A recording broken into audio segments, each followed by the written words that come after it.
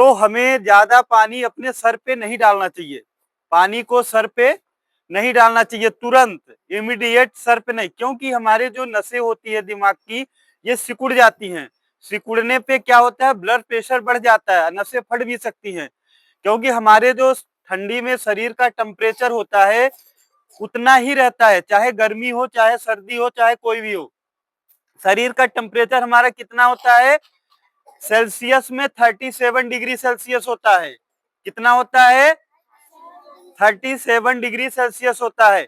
Fahrenheit में कितना होता है, फ़ारेनहाइट में 98.6 होता है, 98.6, 99 भी हो सकता है। तो इसमें टेम्परेचर को मेंटेन करने के लिए हम अपने बॉडी को हीट करते हैं ठंडी में, कि हमारे टेम्परेचर क्या हो, मेंटेन रहे। आप ठंडी में कपड़े पहनते हैं, हम ठंडी में हम कपड़े पहनते हैं ताकि हमारा टेम्परेचर क्या रहे, मेंटेन रहे। अगर टेम्परेचर मेंटेन नहीं रहेगा, जब बाहर का इन्वायरमेंट का टेम्परेचर अगर डाउन रहेगा, तो अंदर जो शरीर को अधिक ऊर्जा पैदा करना पड़ेगा, शरीर को हमारे अधिक ऊर्जा पैदा करना पड़े, जिससे हमारे शरीर का टेम्परेचर बना रहे।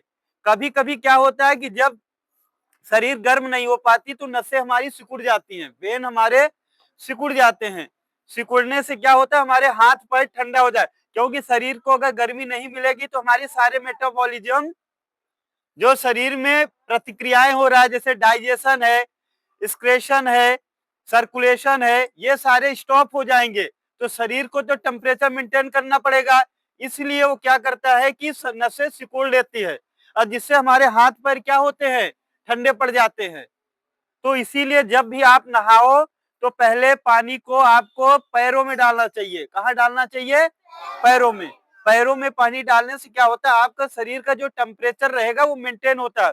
उसके बाद कमर में पानी डालो, फिर शरीर के फिर हर भाग में आप पानी डाल सकते हो, फिर सर पे डालना है। अगर तुरंत आप सर पे पानी डालोगे तो आपके ब्रेन की नसें भी फट सकती हैं, ठंडा पानी होता है। गर्म है तो चलो ठीक है, लेकिन मान लो कभी कभी लोग ज्यादा गर्म पानी नहीं नहाते, तो ठंडी में जब भी नहाओ आप, ये सब के लिए है कि जब भी आप नहाते हो तो पहले पैरों में पानी डालना चाहिए, एक 15-20 सेकंड के लिए, फिर धीरे धीरे आप सर पे पानी डालो। उससे हमारा जो है टेम्परेचर मेंटेन रहेगा, क्योंकि बाहर का टेम्परेचर जो है इस समय क्या है, कम है, और शरीर का टेम्परेचर उतना ही रहता है। अगर शरीर हमारा 98 फ़ारेनहाइट नहीं मेंटेन करेगा तो मतलब क्या हो जाएगा, शरीर में हमारी मेटाबॉलिज्म डिस्टर्ब हो जाएगा।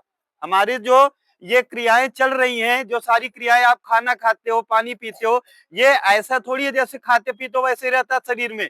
इनकी अंदर प्रतिक्रियाएं चलती रहती हैं, इनमें कई केमिकल्स सीक्रेट होते रहते हैं, डाइजेशन सिस्टम अपना काम करता है, या सीएल का स्राव होता है, जिससे कि भोजन पचने में सहायक होता है। अगर शरीर का टेम्परेचर डिस्टर्ब हो जाएगा तो शरीर के अंदर सारा काम क्या होगा, आपका रुक जाएगा।